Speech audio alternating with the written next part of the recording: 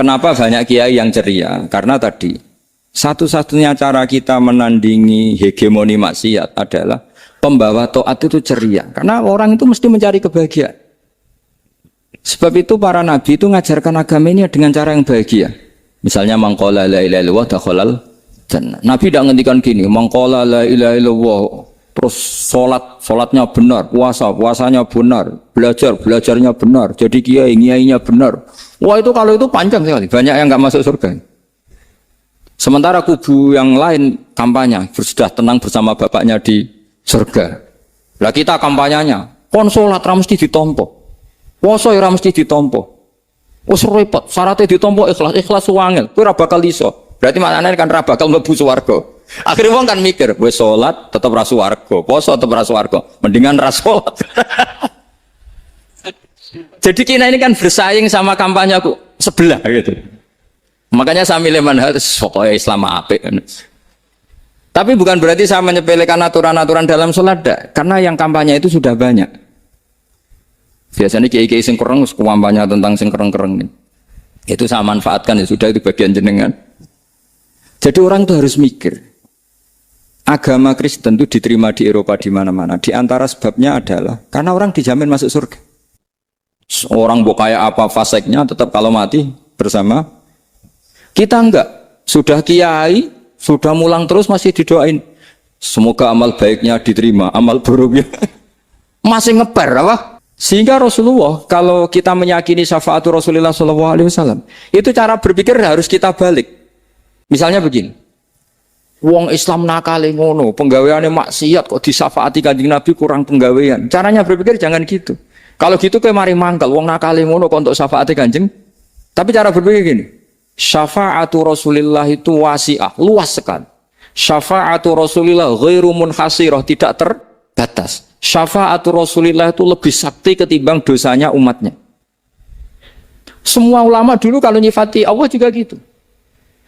Allahumma misalnya, maghfiratuka awsa'u min dzunubina.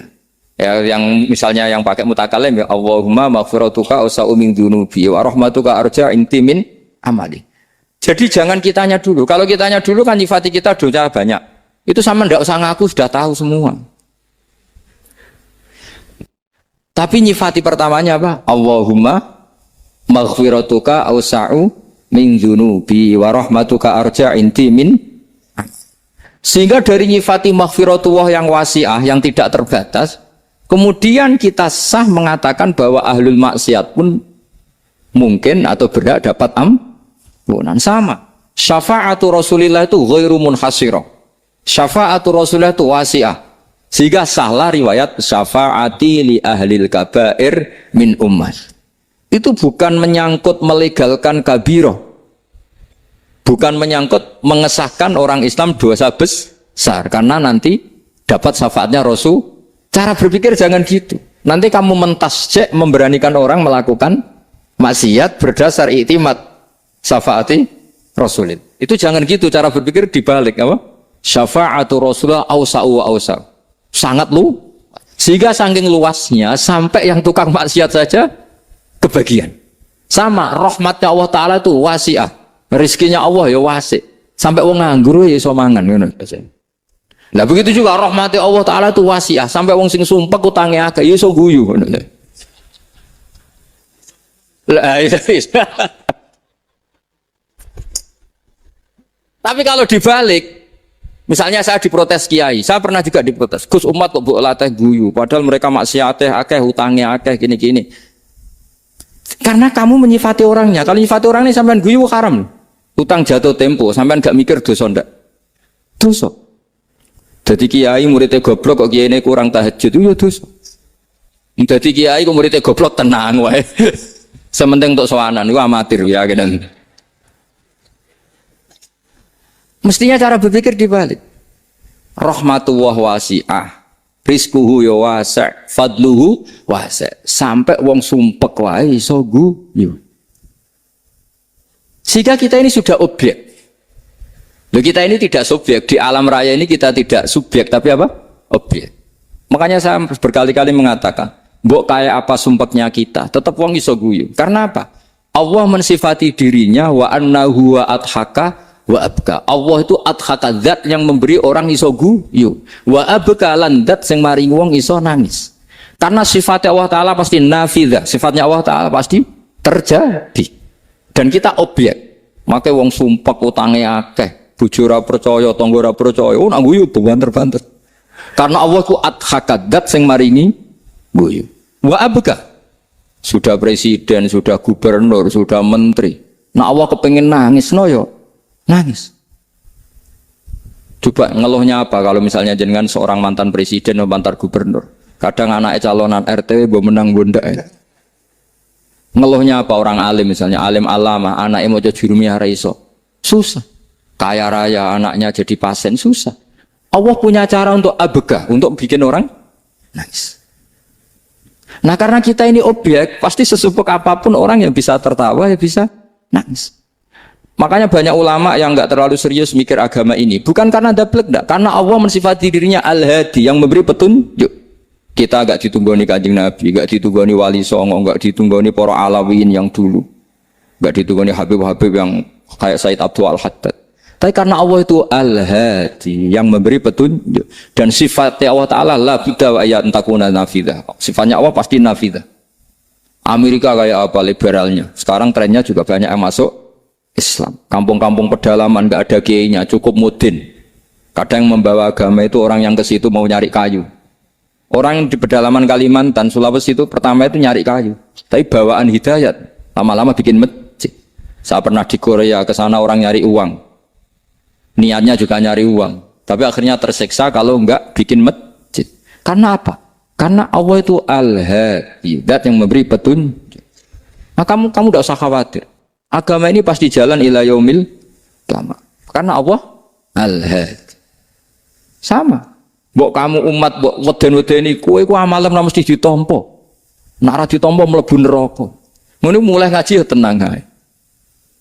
Tenang, santai. Bahkan kadang bilang gini, Pak Yai tadi gak bener, masa ngecap orang lebu neraka. Kita yang masyarakatnya gak tahu pintunya, Pak kayaknya tahu pintunya. Karena orang itu punya cara. Loh ya betul. Orang Bedui itu kalau ngaji sama Nabi itu lebih unik timbang yang soleh, timbang yang pinter. Sehingga banyak ilmu itu ditemukan dari orang Bedui. Karena cara berpikir itu aneh. Kalau orang soleh, orang waras kan berpikirnya ada aneh, standar. Jadi orang Bedui itu aneh. Pernah suatu saat Rasulullah itu khutbah cerita kiamat. Wah dasarnya kiamat kayak apa? Semua orang diam nangis semua. Orang Bedui enggak, lebih cerdas. Ini Nabi itu cerita kiamat kalau ada tanggalnya ini gimana? Orang nangis semua karena dasarnya kiamat kayak gitu. Bumi dihancurkan wus. Pantas sudah nangis dewi-dewi. Ya ono sing nangis pabrik banyune macam-macam ya. Ini kalau kiamat gimana? Ini perjalanan air kemasan saya kan orang mikir. Mikir dewe-dewe gitu. Tapi ini enggak. Orang Bedui cara berpikir tuh enggak. Malah, ya Rasulullah, mata sa'ah. Engkau itu cerita kiamat tapi enggak jelas tanggalnya. Kalau cerita kiamat ya harus jelas dong kapannya. Jadi unik. Jadi cara berpikir, sahabat kaget semua loh. Kaget. Karena enggak kepikiran. Nabi A'radu anhu, A'radu itu mengabaikan.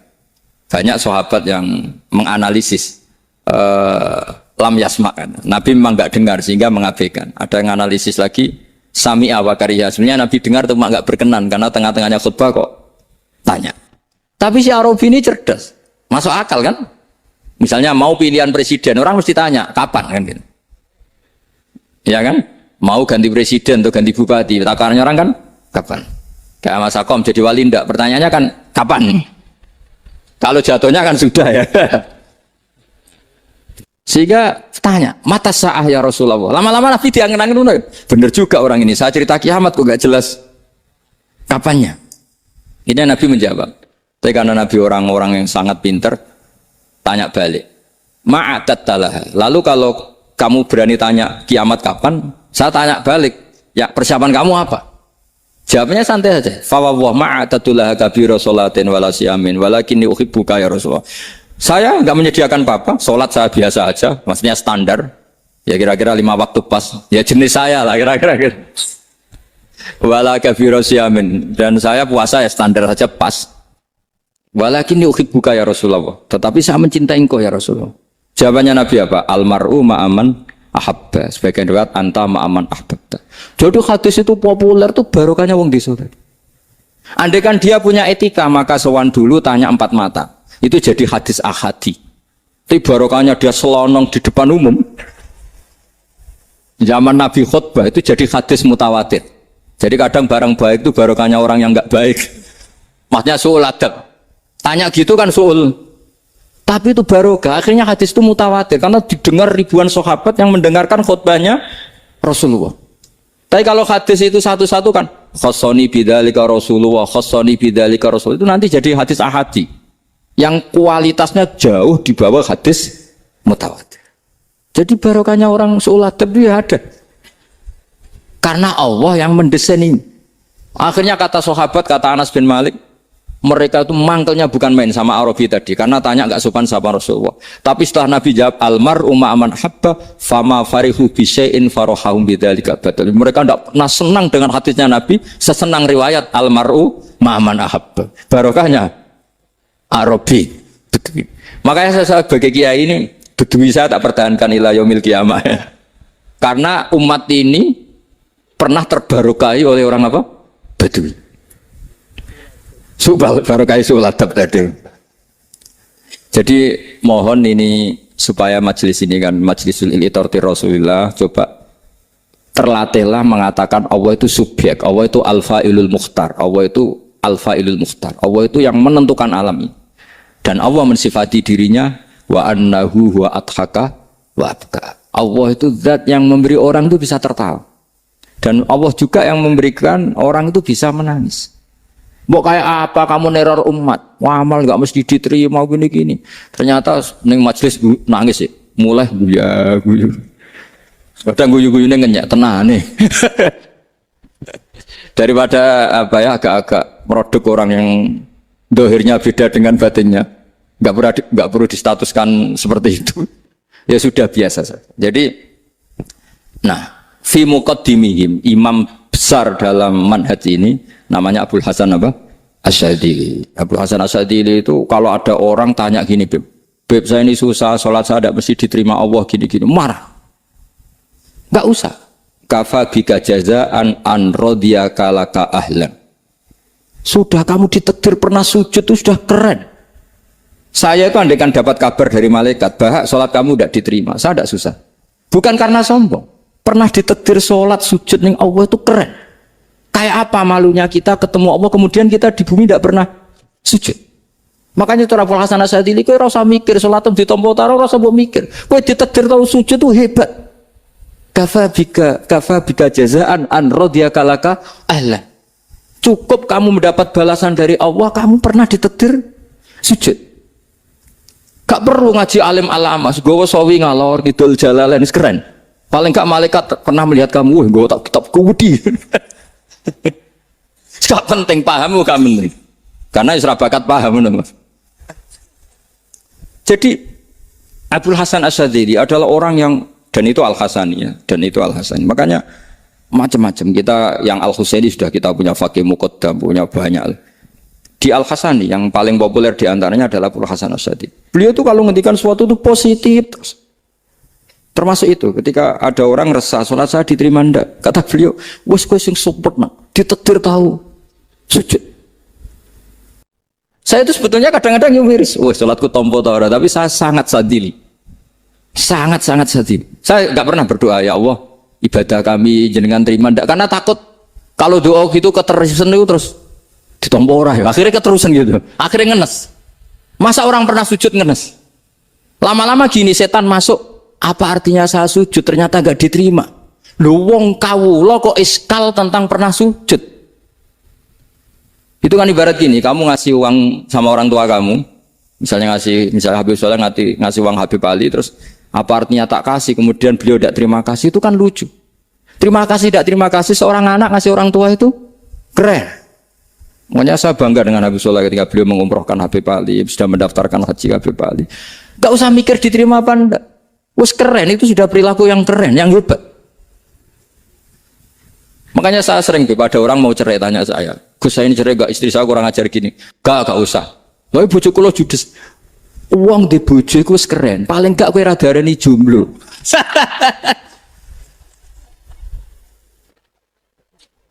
Oh, diarani duda ora enak. Wes luwe sabar ndi diarani duda mek diarani bojo judes. Enak bojo judes cek gagah. Di bojo lah. Oh, provokator itu. Jadi kafabika jazaan an rodiya kala ka'alan. Sudah ditedir pernah sujud itu sudah keren.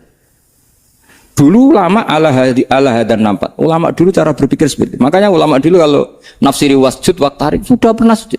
Di Quran enggak pernah ada ayat wasjud san sujudo siro ingkana kada wa kada ingkunta mutayakinan bikobuli sujudi. Kan ada sujud ya sujud saja, tidak usah mikir makbul apa tidak makbul. Sudah kalau sujud pasti waktarik. Terus saya sebenarnya ya sebagai orang ya kadang wedi, sholatku ditompo atau orang. Tapi kalau keterusan nanti ada was-was yang mengatakan opo artine sholat. Lu tuh kan ngeri seorang hamba sing uripe ning bumine Allah kemudian menyoal pernah sholat hanya karena takut gak diterima. Lu itu kan geblek banget. Biasa jenis kiai yang di partai itu. Saya ada tahu kalau keneng dikom. Setiap masa kamu gak ada keren plus.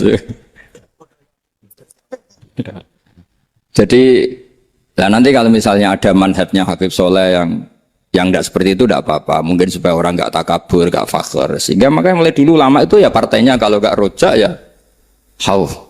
Nah saya ini yang jelas terang-terangan ikut partai rojak saja, Pak. Partai rojak. Karena banyak yang sudah di partai hauf. Tapi saya rojak yang bil ilmi tadi. Makanya Sayyidina Umar radhiyallahu anhu itu yang namanya sama sujud. Saya itu punya kitab. Habib Soleh pernah tak tunjukin tulisan tangan saya. Muji-muji sujud. Sayyidina Umar ketika ditusuk seorang gila itu Majusi. Abu Lu'lu' terkenalnya itu. Itu Hulamul Mughirah terkenalnya.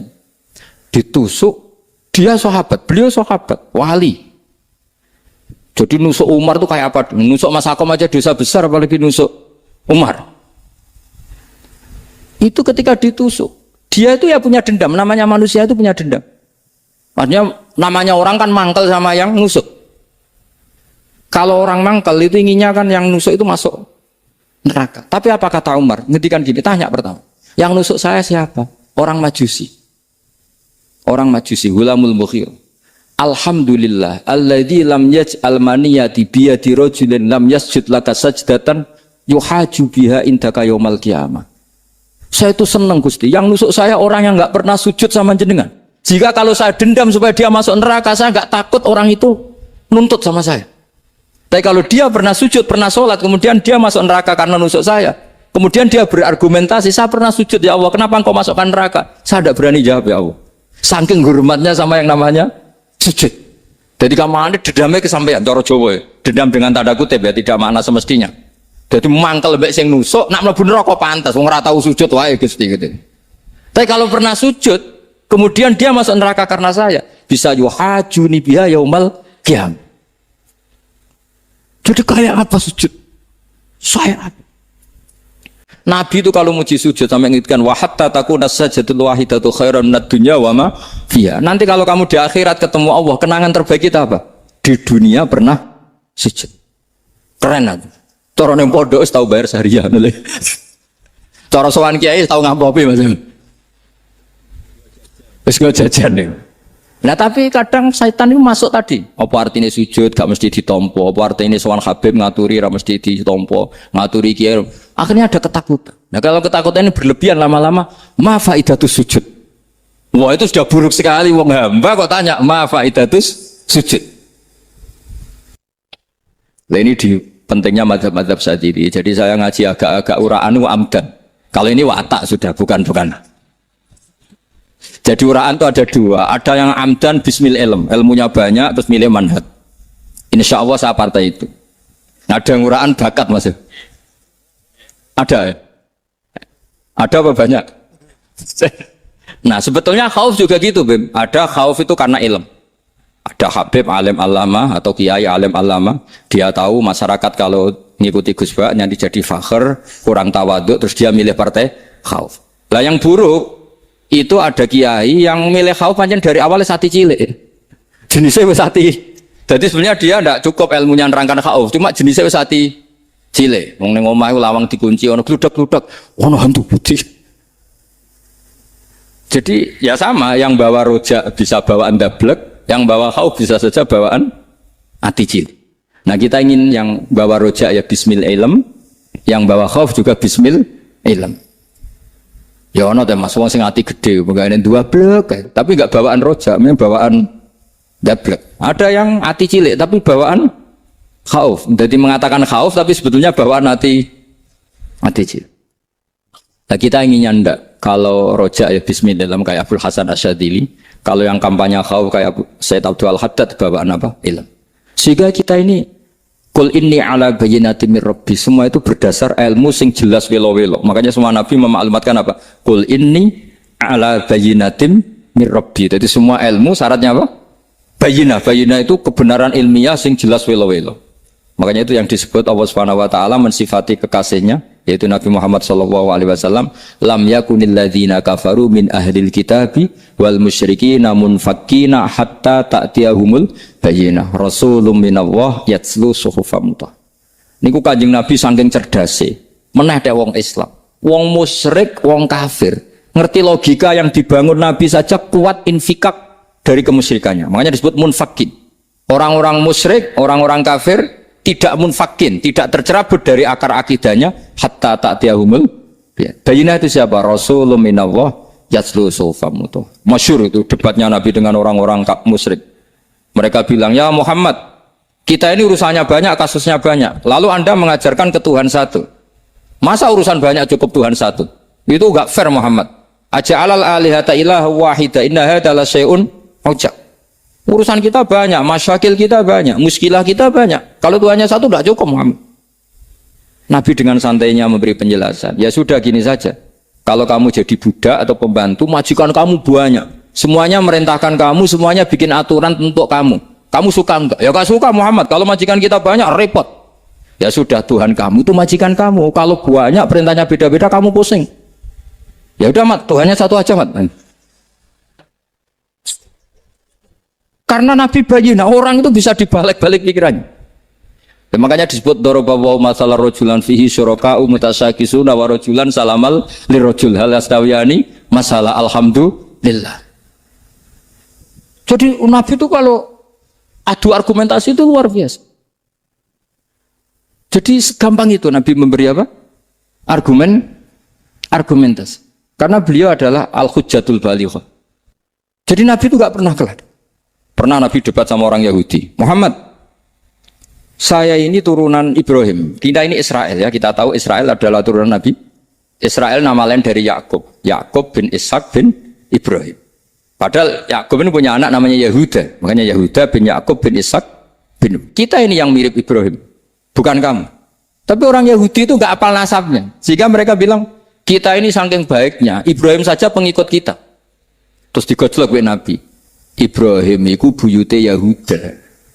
Makanya digojlok ha antum ha ulai hajatum fi malakum bi ilm falimatu hajuna fi ma laysa lakum bi ilm. Kita adu debat itu sudah ilmiah. Kenapa kamu menjadi tidak ilmiah? Kenapa Muhammad? Terus Allah menurunkan wa ma unzilatit Taurat wal Injilu illa min ba'di afala ta'qilun. Artinya gini, kalau Ibrahim dikatakan Ibrahim Yahudiyah, itu sama dengan saya berkali-kali podo karo sampean misalnya ngendikan Bazubair itu pengagumnya Gus Roji misalnya. Padahal Gus Roji bin Ubab bin Maimun bin Zubair. Misalnya Gus Roji bin Kiai Haji Ubab bin Kiai Haji Maimun bin Kiai Haji Zubair. Nah Ibrahim itu kan Yahuda bin Yakub bin Ishak bin Ibrahim. Terus mereka bilang Ibrahim itu pengikut Yahudi. Itu kan kebalik-balik. Kayak Habib Hasan itu pengagum Habib Soleh. Kan Habib Hasan rohnya ini gimana ini sih mbahnya kok dianggap. Nah, sehingga orang Yahudi ketika Nabi berdebat beda dengan Nabi Muhammad SAW. Ketika ditanya, kenapa kamu yakin agama tauhid? Millata abi. Karena ini agama nenek moyang saya. Millata abikum apa? Ibrahim. Jadi jelas.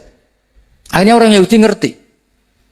Ya kan sama dengan mengatakan tadi Pak Karno itu pengagum Puan Maharani. Kan aneh enggak kalimat itu?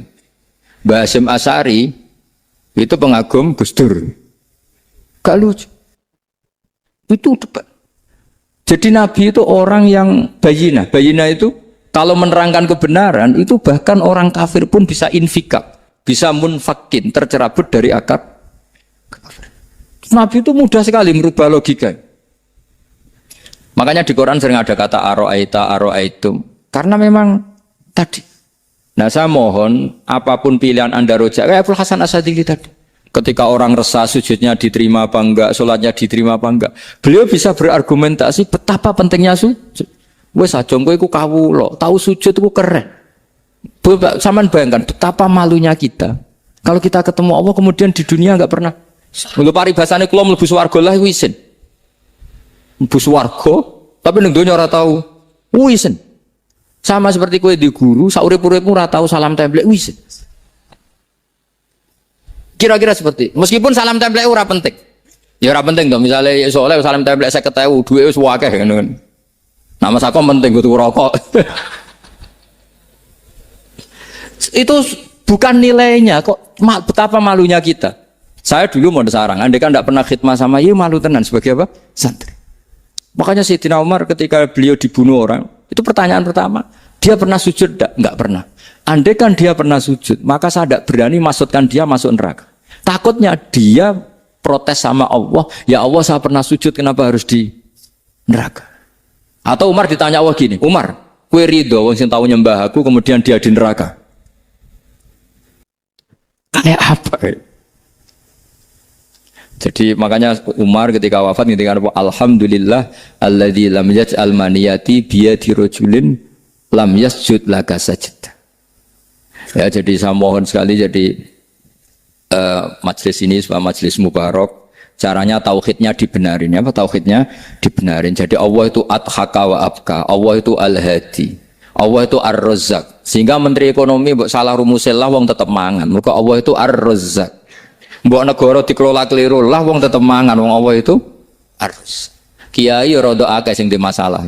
Tapi ya tetep agama ini jalan. Lho andai kan syaratnya agama ini kiai ini bener, wah ya repot. Kowe iso bayangno masakom bener terus.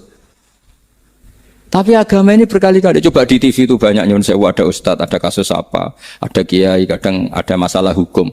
Agama ini jatuh enggak masalah. Padahal di TV sudah dinasionalkan kan, ada kiai terlibat kasus hukum atau ustadz tertangkap karena melakukan apa itu. Tapi enggak ngefek karena agama ini bihifdzillah wa biriayatillah. Sama. Negara mana-mana kadang manajemen ekonominya enggak jelas, tapi masyarakat ya makan karena Allah Razzaq. Sama, aku kancanan masakom mengeluh, tapi Allah adhaka, akhirnya iso guyu. Padahal orang untungnya blas kancanan dede. Tapi karena Allah itu adhaka. Nah kita dengan istri yang kita cintai, dengan keluarga kadang yang nangis. Karena Allah itu zat yang bisa memberi abka. Wa annahu wa adhaka wa abka. Terus wa annahu wa amata wa ahya. Kita tidak ingin mati, wa ya mati saja karena kita objek. Nah, hidayah itu seperti itu. Allah al-hadi, apa? Allah itu kayak apa Korea, negara ateis.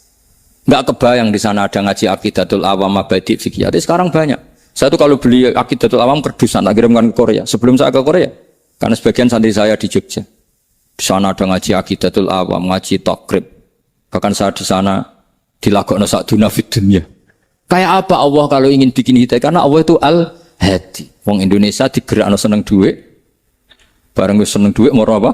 Korea. Setelah di Korea tersiksa karena gak ada tempat sujud, akhirnya urunan. Segampang itu kalau Allah mengendaki. Itu gak dibenem MUI, gak dibenem. Karena Allah al-hadi. Jadi saya mohon sekali tauhid ini dibenerin dulu. Allah tetap al-fa'ilul mukhtar, apa? Al-fa'ilul mukhtar. Sehingga Allah mensifati dirinya adhaka. Mbok kamu bendung kayak apa, orang ngaji saya tetap guyu. Sekarang iso mbuli saya, oh Gus Bapak ngaji sejak guyu. Allah yang memberikan guyu kamu itu. Andai kan sesuai status kamu, kowe ora ngarep guyu. Utang akeh, jatuh tempo, bojo ora percaya. Gede-gede ya, kayak paham. Ya jadi ini tak izzatkan Jenengan saya ini tadi bawa kitab Fathur Rahman di Thalibi Ayatul Quran, mau tak kasihkan hadiah ke saya itu Umar Hafid sebagai penyempurna karena beliau sudah Al-Husaini. Semoga ini dapat barokahnya Al-Hasani. Ini dikarang oleh zurianya Abdus Salam bin Masis. Abdus Salam bin Masis adalah guru dari Abul Hasan apa? Asyadili. Jadi kita tahu Sahibul Hikam Ibnu Athaillah As-Sakandari muridnya Abul Abbas Al-Mursi. Beliau muridnya Abul Hasan Asyadili. Beliau muridnya Abdus Salam bin Masis. Yaitu Alami Zada ini min dzurriyyati Abdus Salam bin Masis. Jadi ini Al-Hasan. Jadi ini sudah klub karena mulai dulu ya tradisinya gitu, banyak sabaib ngaji barojak, bafadol, nanti yang bafadol barojak yang ngaji Habib lagi seperti sanadnya Soleh di Sarang. Ya Soleh ngaji Mbah Mun. Tapi Mbah Mun ngaji Sayyid Alawi Sadat ya, ngaji Sayyid Zaini Dahlan. Nanti setelah Sayyid Zaini Dahlan ngaji Ajam lagi Usman Adim Yati. Jadi ya biasa mulai dulu silsilah ya seperti itu. Jadi seperti dulu Ibnu Abbas termasuk Qorobatu Rasulillah. Jadi dulu Qorobatu Rasulillah itu Bani Hasyim sama Bani Muttalib. Tapi kalau sekarang ya tentu para sadat, para habaib. Dulu biasa Ibnu Abbas ngaji ke Zaid bin Sabit. Itu Ibnu Abbas yang mencium tangannya Zaid bin Sabit. Tapi Zaid bin Sabit juga mencium tangannya Ibnu Abbas karena Qorobatu Rasulillah sallallahu alaihi wasallam. Jadi saya mohon semuanya itu insaf bil ilm ya, insaf ilm. Kayak tadi munfakina hatta ta'tiyahumul bayin. Jadi bayina itu orang yang kalau menerangkan itu memberi penjelasan sing jelas welo itu. Itu siapa? Rasulun minallah yatslu suhufam mutahharam. Beri Al-Fatihah.